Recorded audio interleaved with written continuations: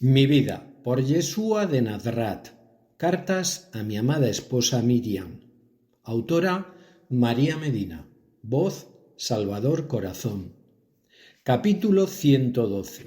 Muerte de Yohanan. A los pocos meses de haber recibido mi bautizo en el Jardín, Herodes hizo detener a Yohanan. Todos quedaron sobrecogidos, asustados e indignados, pero no pudieron hacer nada. El absolutismo de este monarca era total. Tenía poder sobre la vida y la muerte de los hombres de su jurisdicción y, como ya sabéis, no era un hombre justo, sino caprichoso y déspota. Y para él, la vida humana no tenía ningún valor. Era egocéntrico y sólo le interesaba el poder y el dinero. Sabía de sobra que el pueblo no le quería, que le consideraba un usurpador, porque no era un descendiente legítimo de la casa de David, pertenecía a otra dinastía y había accedido a ocupar la tetrarquía por las concesiones de los emperadores romanos y por los manejos políticos de nuestra clase dirigente en Israel, no por el derecho propio de sus antecesores. Además de que su falta total de honestidad y de ética le hacían colaborar con Roma y aceptar todas cuantas imposiciones pusieran nuestros dominadores. A él no le importaba absolutamente nada ni nuestro pueblo ni nuestra tierra, sino solamente su poder, su riqueza, engordar su ego y vivir en la opulencia, en la vorágine en la que se había convertido su vida y ser sumamente halagado por todos aquellos que lo único que pretendían era conseguir sus favores. La dinastía de reyes de Israel había perdido por completo el fin para el que fue creada, para dirigir al pueblo hebreo y para velar por su bienestar y seguridad, dentro de lo que era posible.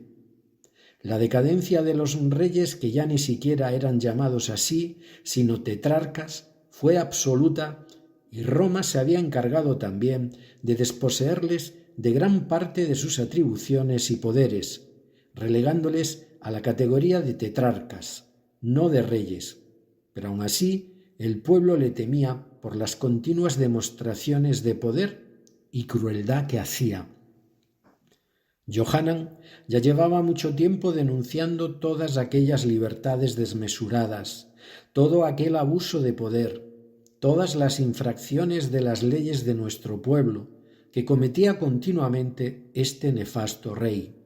Y había sido advertido de que corría peligro, de que la mujer de Herodes no iba a tolerar las continuas proclamaciones de su estado inmoral e ilegal por su relación con el rey, ya que continuaba casada con el hermano de éste, y eso era algo que nuestra ley prohibía tajantemente.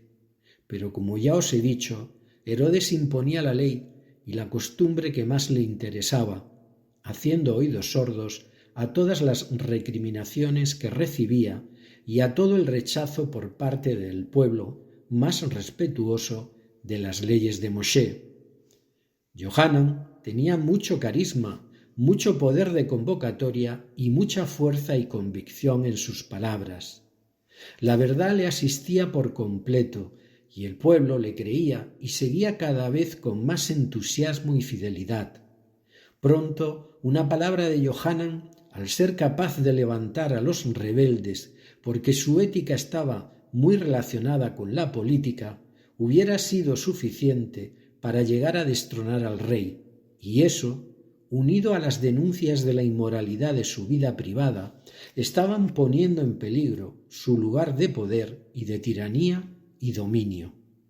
Además, una de las circunstancias más relevantes de aquella época era que en nuestra tierra existían un buen número de grupos nacionalistas dispuestos a emplear la violencia si era necesario, con tal de restaurar la justicia en todo Israel, no sólo los celotes, sino algunos otros más. Yohanan estaba caminando sobre el filo de una espada. Él lo sabía, pero había una fuerza divina en su alma que le impulsaba a seguir, pese a todas las advertencias y pese a todos los riesgos que estaba corriendo. A esto se unió que Herodía, mujer del tirano, había ido a escuchar en secreto varias veces las palabras de Johanan, para comprobar por ella misma qué era lo que estaba contando, y ocurrió lo esperado. Ella era una mujer infiel por naturaleza y conquistadora, que utilizaba la energía femenina en el peor sentido para seducir y manipular a los hombres, y se quedó prendada de mi primo, de su fuerza y su tremendo atractivo humano. Quiso llevarle a su terreno, quiso seducirle, porque esa era su baja naturaleza, como había hecho con su actual compañero Herodes, y como hacía continuamente con los hombres y servidores que la rodeaban. Casi había llegado a ser una enfermedad, un, digámosle, demonio, por el que estaba totalmente dominada. Johanan fue un muro ante las intenciones de esta mujer, y esto todavía la enfureció más. Ya ni le importaba la fama ni el descrédito, sólo conseguirle, y por ello, al ver que durante mucho tiempo se topó con una firme roca de oposición y rechazo, su desmesurado ego femenino se volvió en contra de aquel hombre que se resistía a sus pretensiones y a sus deseos de triunfo sobre él, porque quería que sucumbiese ante el poder que ella ejercía, y entonces sus intenciones se convirtieron únicamente en vengarse de él, intrigando con el rey para conseguir su propósito, arte del que era maestra. Herodes tenía miedo a un levantamiento del pueblo, porque sabía que creían en Johanan, sabía que le querían y respetaban y le consideraban un gran profeta, como efectivamente lo era. No se atrevía a tocarle y prefería hacer oídos sordos a sus denuncias, que no solo eran por la inmoralidad de su vida con Herodía, sino por todo lo que hacía y dictaba a sus anchas, robando, prevaricando y haciendo uso ilimitado de su fuerza. Johanan estaba poniendo en peligro cada vez más su reinado, pero aun así tenía miedo. Dentro de su ligereza era un judío creyente y supersticioso y temía el castigo divino. No era totalmente liberal en este sentido. Por eso no actuó de inmediato y dejó que Johanan hablara durante años. Pero llegó el momento en el que la situación se estaba haciendo cada vez más complicada y amenazadora para él, y por ese motivo, unido a la constante insistencia de su mujer, hicieron que le mandara detener y encerrarle en la más segura y espantosa de las fortalezas de Perea, Mecaber, de la que era imposible salir y a la que era imposible entrar para visitar a los condenados. Estaba situada al otro lado del Jardín, donde Johanan había predicado en los montes de Moab. Pero el rey no tenía ninguna intención de asesinar a mi primo, solamente hacerle callar y que Johanan no volviera a salir nunca de su prisión. Allí pasó mi amadísimo primo un tiempo, no demasiado, a la espera de que con él se tomara una decisión.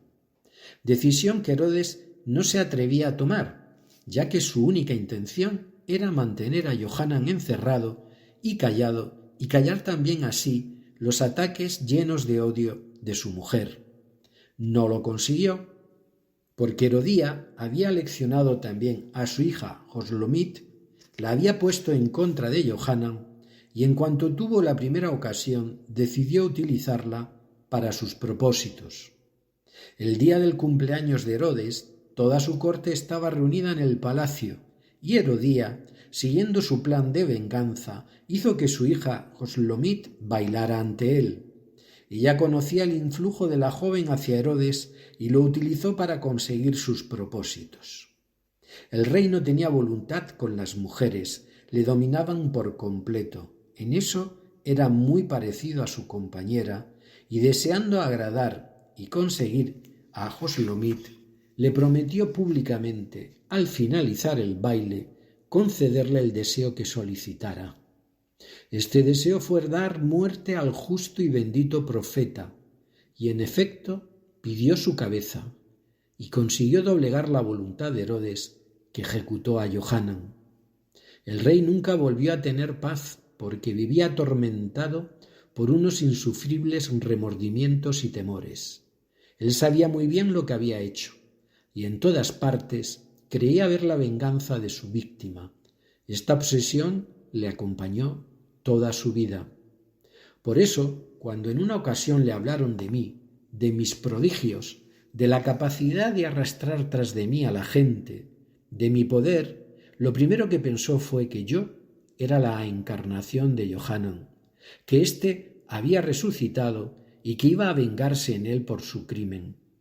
Tras este asesinato, los discípulos de mi primo quedaron desolados, huérfanos, desorientados, y muchos decidieron seguirme. Al cabo de un tiempo vinieron casi todos, tal como les había pedido Johanan tras mi bautismo, al anunciarles quién era yo, y llegaron motivados también por la gran identidad de ideas y conocimiento que había entre nosotros dos.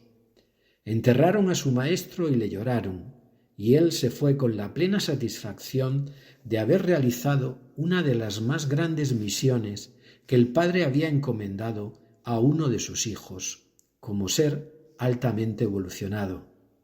Cuando vinieron a comunicármelo y yo lloré por el hombre tan grande que fue Johanan, mi hermano del alma, al que agradezco infinitamente su labor perfecta. Con todo mi amor, Yeshua.